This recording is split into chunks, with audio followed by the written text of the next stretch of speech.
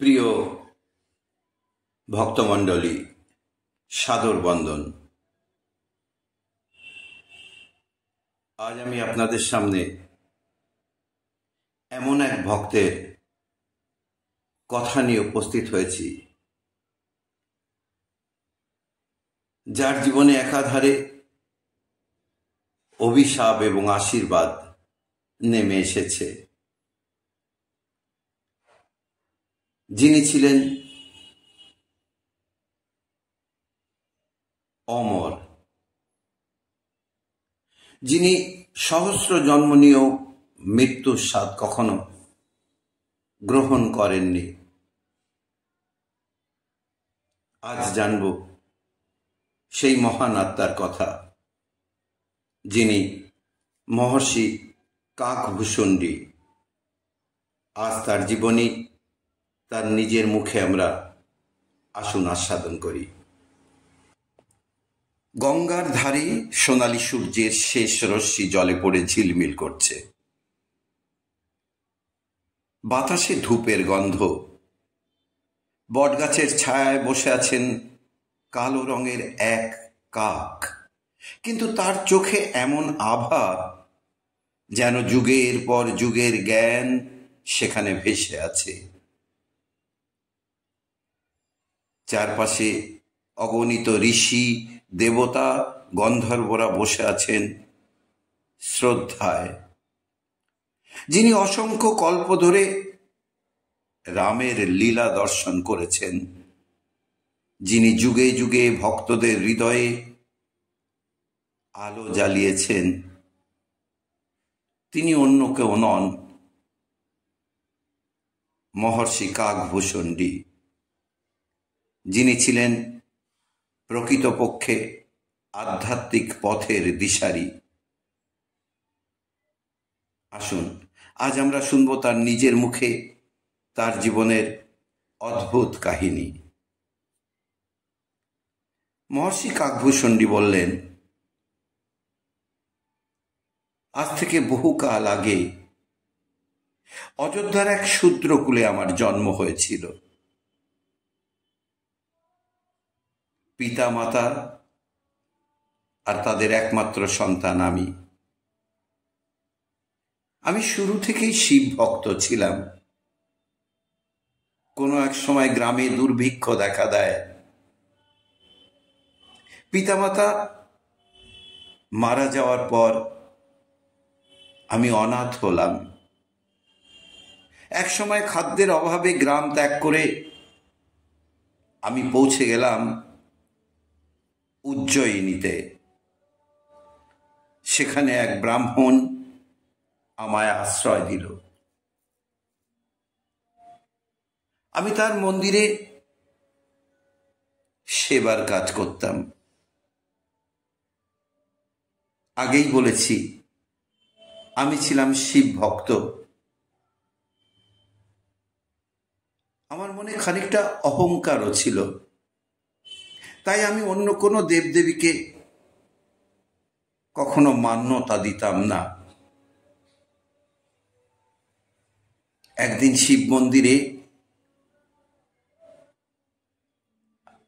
আমি ধ্যানমগ্ন ছিলাম। এমন সময় আমার সেই ব্রাহ্মণ গুরু মন্দিরে এসে উপস্থিত হলেন। গুরুকে দেখে আমি শ্রদ্ধা জানানোর প্রয়োজন মনে করলাম না। আমার ইষ্টদেব শিব এতে কুপিত হলেন। তিনি ক্রোধান্বিত হয়ে আমায় অভিশাপ করলেন, 1000 জন্ম ইতর যোনি প্রাপ্ত হওয়ার জন্য। আমার গুরুদেব আমার প্রতি কৃপা পরবশ হয়ে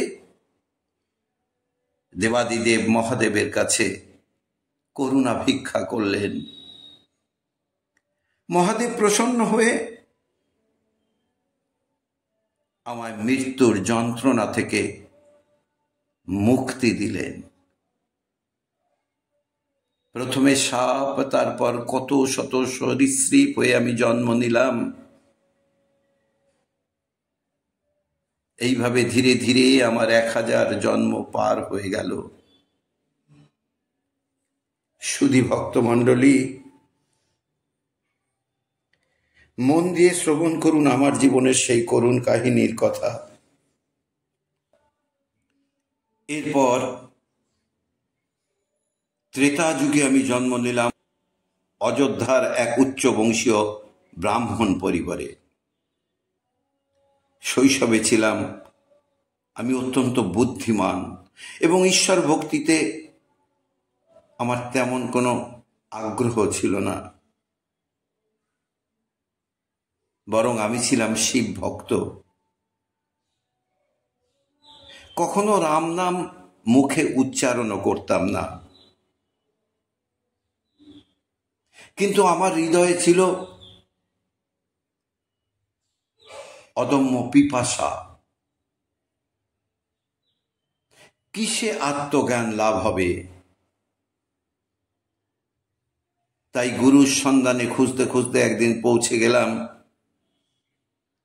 লোমশ মুনির আশ্রমে। আমি তার শিষ্যত্ব গ্রহণ করলাম। আশ্রমে গুরুদেব নিয়মিত তার শিষ্যদের নিয়ে ধর্ম শিক্ষা দিতেন। আমি বসে শুনতাম, কিন্তু আমার ভালো লাগতো না। রাম কথা আমার মনকে কখনো আকর্ষণ করতো না। তাই একদিন গুরুদেবকে বললাম, হে গুরুবর, আমি শিব ভক্ত, রাম কথায় আমার প্রয়োজন নেই। এই অহংকার দেখে গুরু লোমশমণি ক্রোধান্বিত হয়ে আমায় অভিশাপ দিলেন, হে উদ্ধত, তুমি পাখির জন্ম নেবে এবং অসংখ্য যুগ ধরে মৃত্যুর স্বাদ পাবে না। আমি বিস্মিত ও ভীত হলাম। এরপর আমি আমার ইষ্ট শিবের শরণ নিলাম। শিব করুণা ভরে বললেন, তুমি রামের শরণ নাও, তিনি তোমার অভিশাপকে আশীর্বাদ করে দেবেন। শিবের উপদেশে আমি রাম নাম জপ শুরু করলাম। ক্রমে আমার হৃদয় রামের প্রেমে ভরে উঠল। একদিন রামচন্দ্র স্বয়ং দর্শন দিয়ে বললেন, তুমি অমর হবে, কাকের রূপে থেকে যুগের পর যুগ আমার লীলা কীর্তন করবে। এভাবেই ভূষণ্ডী থেকে আমি হলাম কাক ভূষণ্ডী। আমি অসংখ্যবার রাম কথা প্রত্যক্ষ করেছি। আমি দেখেছি অযোধ্যায় রামের জন্ম, কৈকেয়ীর মান, বনবাস, রাবণের সঙ্গে রামের যুদ্ধ, অযোধ্যায় বিজয়ী হয়ে ফিরে আসা। আমি শুধু এক যুগের রাম নয়, অগণিত কল্পের রামকে দেখেছি। প্রতিবারের লীলা আলাদা, কিন্তু ভক্তের প্রেমে ভরা। আমি 11 বার মহাভারত প্রত্যক্ষ করেছি, 15 বার রাম লীলা দেখেছি। কোনো এক সময় বিষ্ণুবাহন গরুর সন্দেহে পড়লেন, রাম মানুষ না ঈশ্বর?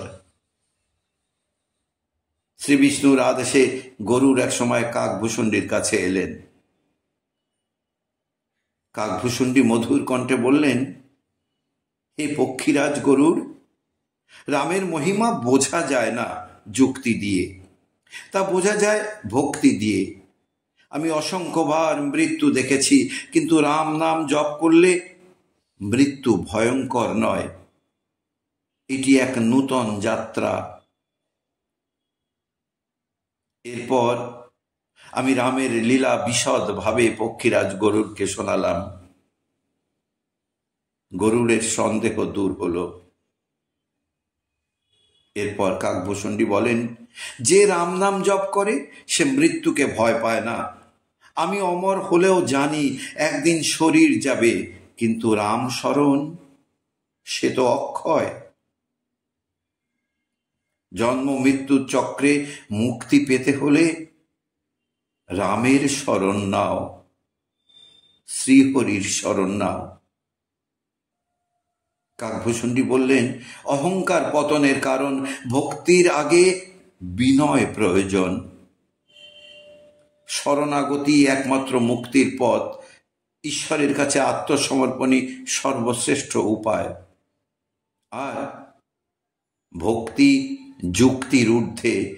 বুদ্ধি দিয়ে ঈশ্বরকে ধরা যায় না, প্রেম দিয়েই ধরা যায়। বন্ধুরা, কাকভূষণজির কাহিনী আমাদের শেখায়, অহংকার যত বড়ই হোক, ঈশ্বর ভক্তি সেই হৃদয়কে পাল্টে দিতে পারে।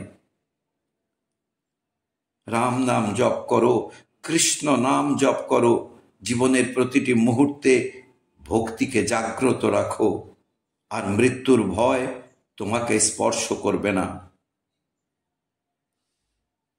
রাম রজমণি সদা বিজয়তে, রামং রমেশং ভজে, রামে নাভিহতা নিশাচর চমুঃ, রামায় তস্मै নমঃ।